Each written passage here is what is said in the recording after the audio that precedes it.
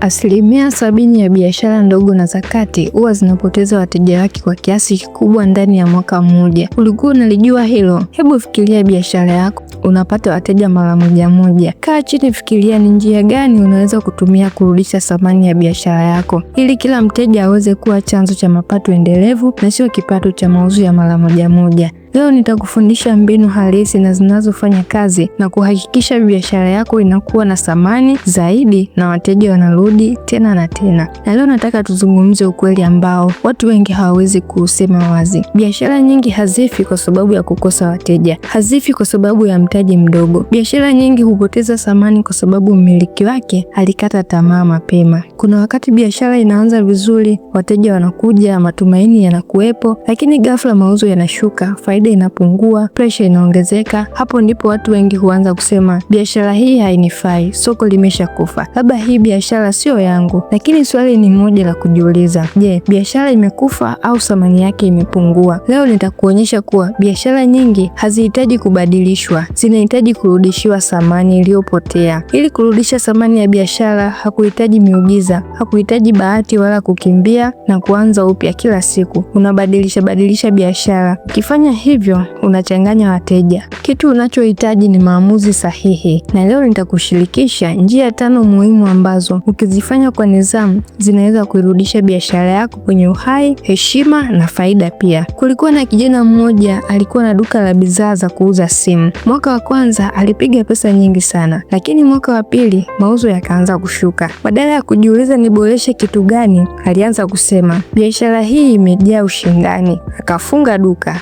Baada ya miezi 6, duka hilo aliloifunga kuna mtu mwingine pia alifungua, na leo anapiga pesa kuliko ilivyokuwa zamani. Hebu na wewe jiulize swali, je, biashara ilikufa au mmiliki alikata tamaa? Na hapo ndipo tunaanzia leo. Njia ya kwanza, usibadilishe biashara. Makosa makubwa ya wafanyabiashara wengi ni kubadilisha biashara kila mara. Leo yupo na saluni, kesho ana duka, kesho kutwa ana bodaboda, mwisho wa siku anabaki hana lolote. Kabla hujabadilisha biashara yoyote ile, jiulize, je, nimeielewa hii biashara? Je, nimeipa muda wa kutosha hii biashara?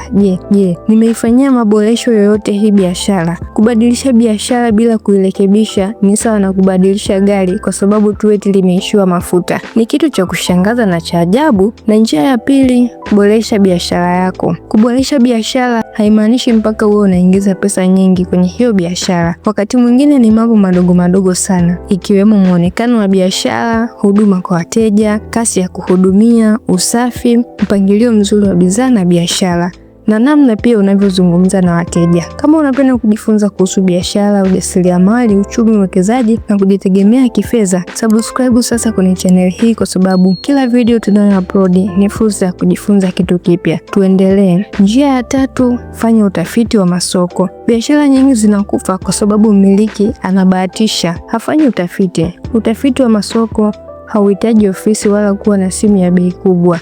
Zungumza na wateja wako, uliza wanataka nini, sikiliza malalamiko yao na kuyafanyia kazi, lakini pia angalia washindani wako wanafanya kitu gani ili na wewe ujifunze na kuboresha. Biashara inayofanya utafiti wa soko haiwezi kufa kwa sababu itakuwa inabadilika kulingana na mahitaji ya wateja na mwenendo wa soko pia. Na njia ya 4, fanya matangazo mengi. Biashara isiyotangazwa ni kama duka ambalo limefungwa.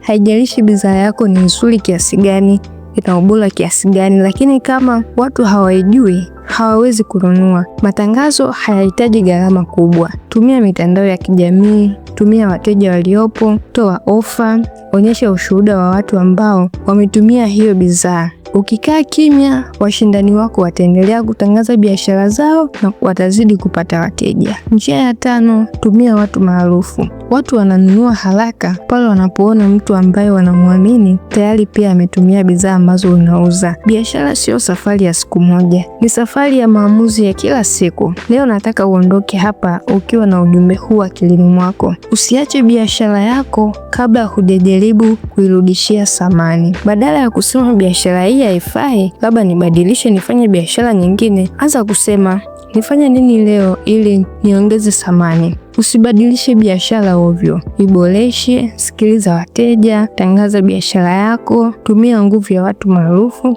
Ukifanya haya kwa nidhamu, biashara yako haitarudi tu, lakini pia itaongezeka mara 2 ilivyokuwa mwanzo. Anza sasa. Hili ni darasa la biashara na ujasiriamali. Asante.